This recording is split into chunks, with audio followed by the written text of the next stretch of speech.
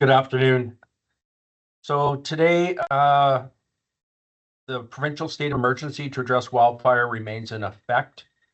The fire ban and ATV, UTV restrictions for the entire northern forest in Saskatchewan also remains in effect to address starting new fires during this period. Updates for actual fires, we have 25 active wildfires today, 244 so far this year. That compares to 138, which is our 5-year average. Weather continues to be problematic for us. We have not had significant rain in the areas that the fires are active. So we had a little bit in the far north on the Bravant fire, and even a small amount of rain has affected and moderated some of that fire behavior. So again, as we've said earlier, rain will be a big turning point for these fires, but until then, we're dug in doing the best we can to protect people and values in Saskatchewan. The Shoe Fire, largest fire in the province, 471,000 hectares. It has closed down Highway 912, 913, and 165. The J. Smith Fire, I just mentioned in the far north by Missinippi. Very lower activity today, but currently mapped at 136,000 hectares, and it does impact Highway 2 North just because it is on both sides of that highway. The Ditch 2 Fire by Wildfires is currently listed at 90,000 hectares in size. It does have impacts to Highway 2 North in the Montreal Lake area, towards La Ronge, and Highway 969 is closed at this time because of that fire. Pisu Fire is the fire that started west of La Ronge and of course has impacted La Ronge. Current size on that fire is estimated to be 141,000 hectares. It has impacted Highway 102 north of La Ronge and has closed Highway 910 towards Besnard. The Wolf Fire started west of Denair Beach. It is the fire that impacted the town site of Denair Beach, currently estimated at 130,000 hectares. It has impacts to Highway 106 and Highway 167 down to Denair Beach. The Pelican 2 Fire, which is in the vicinity of Pelican Narrows, currently estimated to be 34,000 hectares in size. Intermittent closures on Highway 135 and some impacts to Highway 106. And the Club Fire is on the Saskatchewan-Manitoba border. It is being managed primarily by Manitoba with our assistance. They actually have the majority of the fire on the Manitoba side. Total fire size estimated to be 60,000 hectares, and about 17,000 hectares of that is on the Saskatchewan side. Busy day for that crew yesterday. The fire was impacted on the west side, on the border of Creighton. Crews were extremely successful of protecting that edge of town and preventing fire from entering the town site on the western side. These fires are also causing intermittent impacts to communications, power in certain areas, and we are working with our partners at SaskTel and SaskPower to restore those as soon as it's safe to do so. We have currently confirmed 267 values have been lost to these fires, but we are also assessing others at this time and believe the number to be closer to 400 values that will have been impacted so far. Over 30 communities have evacuations, either full or partial evacuations, asking people to leave their homes. And currently there is between 10 and 15,000 evacuees currently out of their northern locations due to these wildfires and other issues in the area, such as access or loss of communication and power. Just before we go to questions, I will repeat the number. If people in Saskatchewan are looking for information on the wildfires, on the evacuations resulting from the wildfires, you can call our toll-free number 855-559-5502. You can go to our public website to get information on the fires as well. And if you need any information for travel purposes, please go to the highway hotline. It is updated as soon as we know of a change due to wildfire. We are in conversation with highways and they will immediately change that on the site. So it is basically a running current inventory of any closures or any restrictions that are in place. That being said, if you do not need to travel in these areas, it is recommended that you do not, because of the fire activity, because of the needs to use these access for emergency support and transport and supply. If you do not need to go into these areas or into these restricted highways, please refrain from doing so. Thank you. Thanks, Steve. Before we go into questions, we ask that you use the raise hand function. And when you are called upon, please identify yourself and the outlet you are from. I'll repeat again that we are asking you to please keep your question to one question. This is to allow time for all outlets, and we will be reinforcing this today. I understand that's difficult, but we're trying to be mindful of the number of media outlets on the call. Please press *5 to raise your hand, *6 to mute and unmute yourself. And with that, we'll go to our first question. I have Chris, again, Vander something, and then it cuts off, sorry. It's Chris Vandenbrink. I'm with Global News in Saskatoon. Steve, I've been having conversations with a lot of folks from the north, especially from the LaRange area, and the suddenness of the way the situation changed there. And a lot of people upset, saying that there's opportunities for more advanced defensive measures, fire breaks days in advance, maybe even a week in advance before a fire gets close enough to threaten a community. Can you speak to the reason why there may not be as many defensive measures put in place in advance when a fire is in the area, as opposed to somewhere like Candle Lake, where it has been quite in advance and we're still seeing the fire quite a ways away from that community? Okay, as you mentioned, it is a timing issue. The example uses LaRange. LaRange actually has fire breaks. They were established in 2015 during the fires then. They were immediately reopened during the fires of the area. However, and that has limited some of the incursion, but because of the activity and the behavior of these fires being so hot and spotting so far ahead, a simple fire break is insufficient to prevent fire spotting half a kilometer in front of the fire.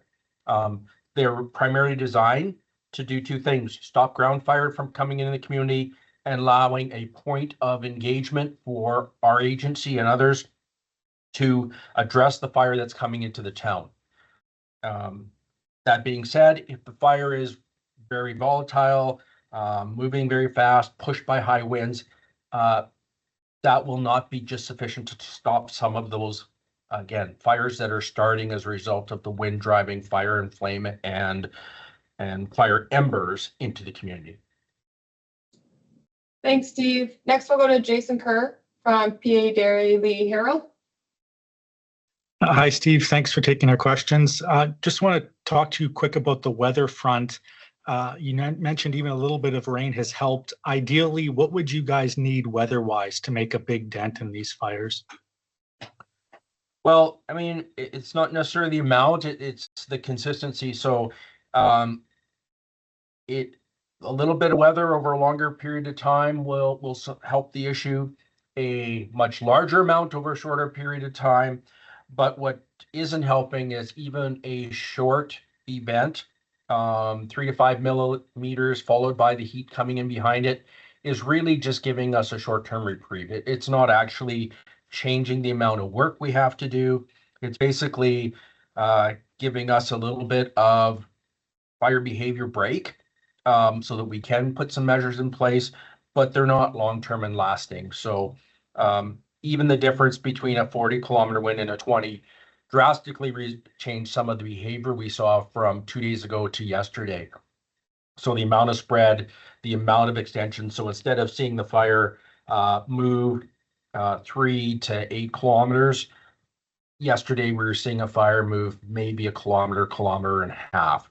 So again, you have more time to put in brakes and do suppression efforts when your fires are a little more moderate. That being said, we have a lot of fires in a lot of the area. So as I mentioned, some fires may be getting a little bit of a break, but that doesn't mean it's widespread and that all fires are getting that same reprieve. Thanks, Steve. Next, we'll go to Nicole Healy. Thank you, Nicole Healy, Global News here. I'm wondering, Steve, if, what you have to say to people that are saying they still aren't getting supports that they need when they've evacuated. So we continue to address that issue. I mean, we have the number. We realize that people seeking support are trying to be directed to where they need to be. That is not necessarily where they are now. So someone may who is self-evacuated come to Prince Albert and ask for supports. However, the rest of their community may be in North Battleford, and their supports and their rooms that were held and reserved for them are actually in North Battleford. So they may not get supports immediately. You know, we're trying to hook them up with their family. We are trying to get them short-term supports if we have to, but a lot of that is unpredictable. Somebody that we did not know was self-evacuated in Prince Albert will show up at a Prince Albert reception center. And then we have to kind of go through it and figure out where they are, where their supports, so that we can make sure that, you know, we're addressing all of those folks. So some of it's easy to plan for, and a lot of it is not. So if we consider the sheer number that's evacuated, the majority of these people are getting supports. They've got places to sleep. They've got food supplies, emergency supplies, medical health support. But there will be a smaller number that will continue to have to be addressed within the bigger system as time goes by. So continue to work with us at the Public Safety Agency. So we use the 1-800 because we are the central. So if you've gone to a third-party provider, or maybe you went to a specific location and didn't get the answer, please use the 1-855 number, and we will try to make those linkages as the agency responsible for trying to organize all of the different parties who are trying to help.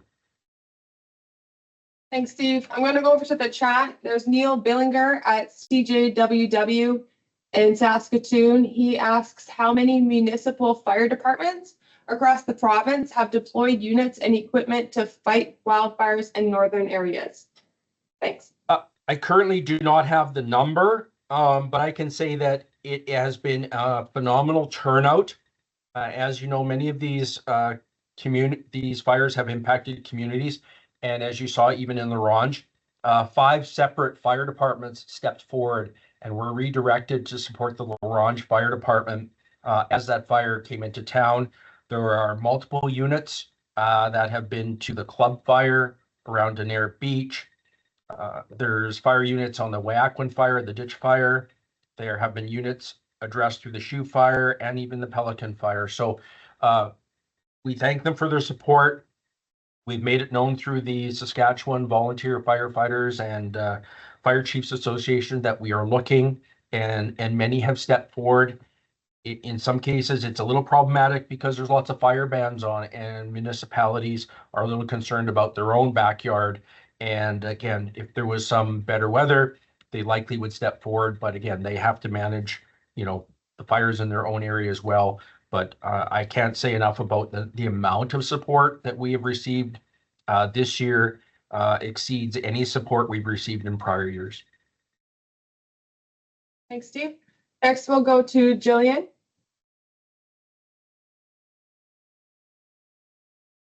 Hi, Steve. We're approaching fire season with a huge amount of evacuees. That's potentially going to be record-setting for the province. What sort of pressure does that put on your crews and staff? Well, the fire situation is the same. That's where the pressure is coming. I mean, we move people out of the way for their own safety, but it's going to be coming down to, can we secure some of the fires, some portions of the fire, especially because we may have some opportunity to maybe, for instance, deal with 1 or 2 communities that are now secure, and look at some repatriation options for some of those. So That is part of our planning mechanism, as these fires evolve and as we make progress on them, to also look at getting people back home as soon as we can. So I mentioned the fire up by Brave Ant Lake. We will do assessments, and if we believe the fire is no longer a direct threat to that community, we may be able to tell them that they can return, other than maybe their health compromised P1s and 2s who may still experience smoke, but the direct threat could go down, and then they may be able to return home. So we are looking at all those opportunities to take some of the pressure on the system off for the evacuee side as we continue to add resources to actually manage the fires and put them to bed, knowing that, as you mentioned, lightning season is coming. We've already started to see some lightning. But again, to manage the workload, the sooner some of these fires are cleaned up and ramped down, we will be able to redeploy resources to others. And of course, if we end up with new fires due to lightning, we will have to address those as they occur. Thanks. Next, we'll go to Colleen Silverthorne.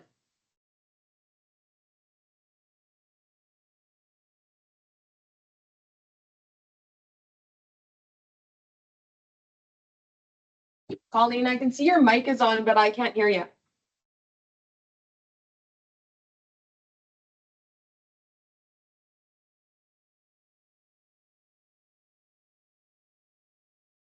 Still not hearing you, Colleen. So if you want to put that into the chat, I'll move on to the next, and then we'll go back over to the chat. Sure. Can you hear now? Can you hear now? Yeah. You can. Okay, perfect.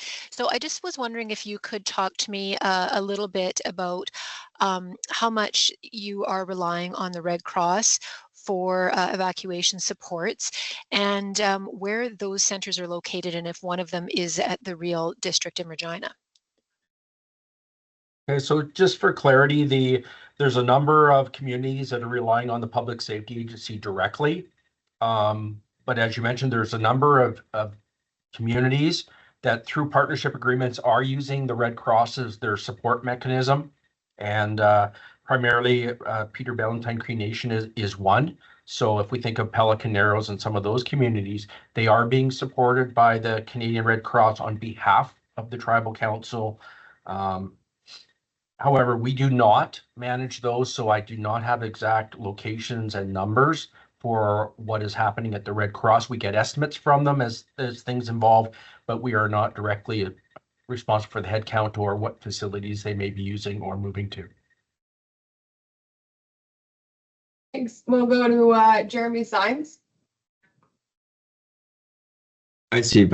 Jeremy here with the Canadian Press. Just wanting to ask you about getting help from the federal government in any way possible here. I know you're talking about resources being stretched, but that federal firefighters have limited abilities and we don't need to airlift people out. But we've heard from Buckley Belanger in the House of Commons saying, if Saskatchewan reaches out, the help will be there, the assistance will be offered. So I'm just wondering why the SPSA is just not asking for any federal help, just to get it wherever they can, even if it's not in fire suppression abilities.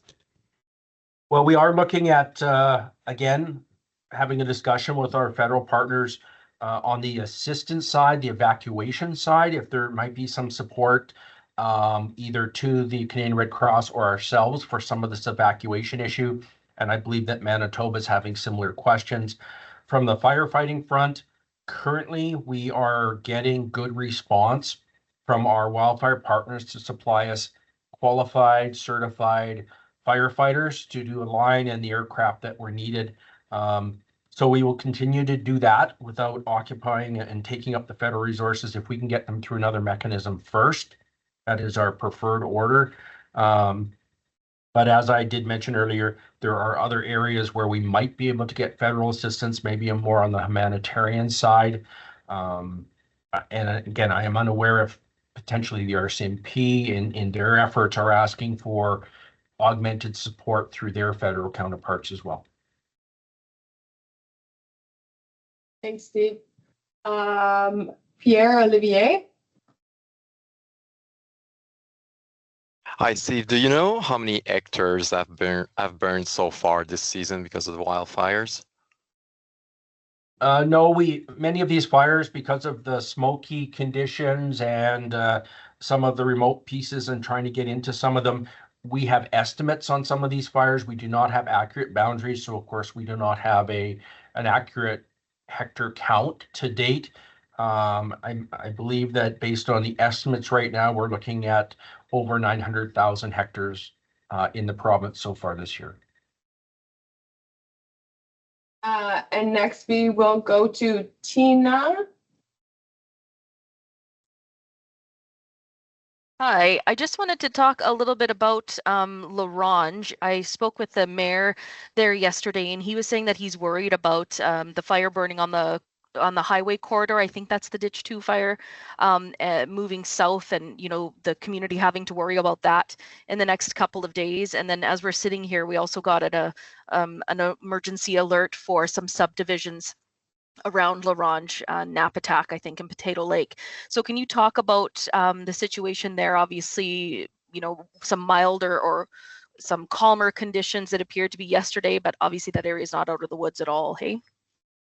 Yeah, I mean, it's relative. Calmer conditions mean that the fires, may have been moving 2-3 kilometers throughout the day, which is significant, but it's far less than the 5-6 kilometers that they were moving the day before. And as we know, once we've managed to deal with today's issues where there's active fire, then that moves us to another priority where there's more active fire. So the communities you mentioned with evacuations were already covered by the original evacuation alert because it was for Larange and all areas within 20 kilometers of the town of Larange, which did include Napatak, Potato Lake, and some of those other communities. So they were aware. This is not new. They knew that there was a potential for evacuation, and some of that can be by smoke, by access. The good news is that we have been able for the last 3-4 days successfully manage the access down the Highway 2 corridor and have had no significant disruptions. So it is an issue, but currently we are managing that to ensure that there is not an access issue should an evacuation be escalated. Thanks, Steve. Next we'll go to Jasmine Peltier.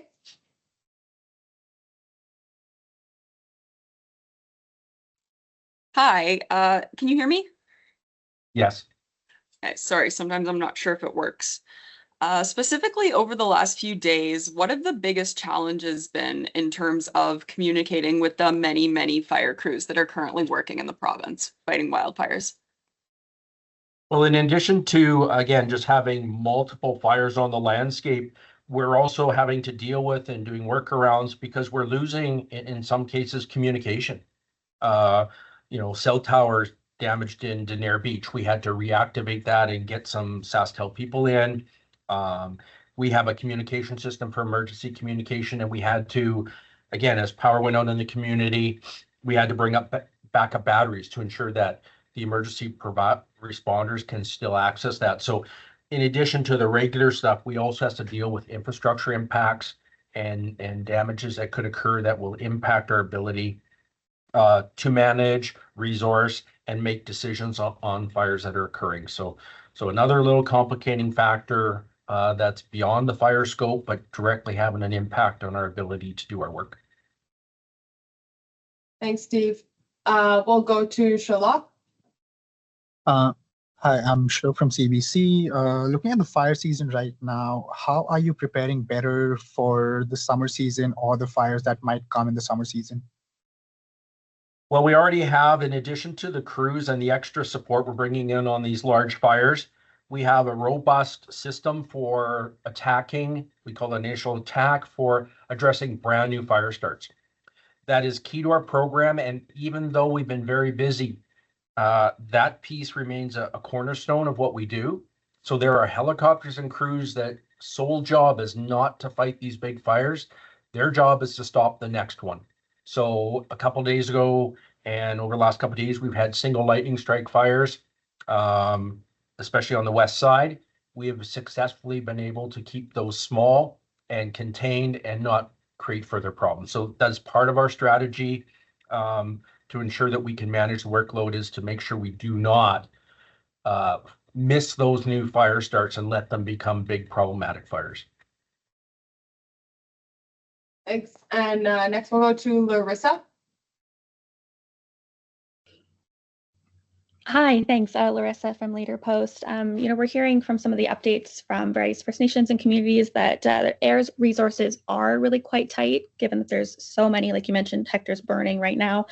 So I'm wondering if you can just explain or give us some detail on how many air tankers and helicopters are in the air right now, how many of them are from Saskatchewan's fleet, how many are coming from other partners or other contractors that are offering their help. So we have a fleet of aircraft already in the province, and most of those tankers, both scooping and retardant tankers, are operational and continually moving around. Part of the issue comes in is that we mobilize those and move them on a regular basis. So a good example is we removed all of our air tankers from La Ronge 2 days ago. Not because they weren't needed, but because we don't want them locked in because of smoke and unusable. So they are responding to La Ronge fire as an example from Buffalo Narrows or Meadow Lake or Prince Albert. They're still available, still in our action plan and our fleet. They're just not in the location. So when people look at the airport or hear that there's no air tankers at their local airport, it's not because they're not available to them. It's just because we have to manage their viability, their response times. And that's for our fleet, but we also apply it to our fleet that we bring in. So we have also brought in 2 heavy retardant tankers, Q400s, exactly like the ones that Saskatchewan is buying in our future procurement plan. They both came from Alaska.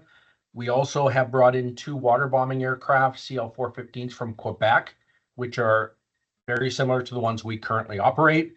And we have also brought a 5-plane group of smaller scooping aircraft called 802s.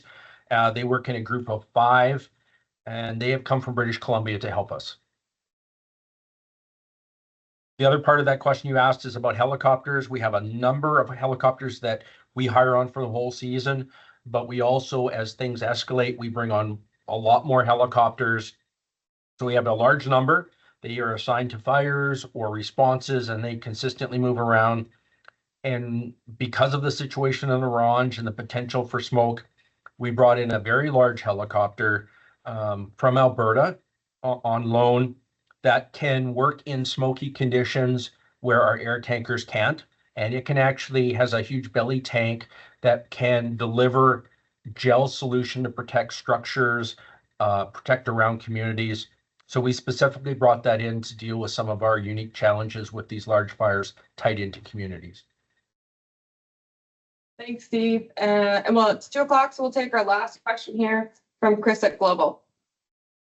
Hey, Steve, this one's a short one. Have there been any recorded injuries either on the firefighter side or on the evacuee side? No, and I guess that's the key message here is we've always said that this agency's #1 priority is protecting people and keeping them safe, and that includes our firefighters on the line. So at this time, we have no significant injuries or fatalities related to any of our fire activity. As you can imagine, there's probably a number of twisted ankles and splinters and dust in the eye incidents, but nothing significant. Considering the volume of activity on these fires and the volatility, we have taken the cautionary side. So both on the Shoe Fire and in Danair Beach on the Wolf Fire, if the situation becomes too drastic, too dangerous, we will remove people before there's an injury or an incident. So we have had to evacuate people when things calm down. We put them back to work, put them back into the fire situation. But again, no undue risk for the protection of our firefighters, our contractors, and the people that are going to be in front of this fire. Leads to just the final note is if you've been asked to evacuate for reasons that there's a fire close, please heed that advice.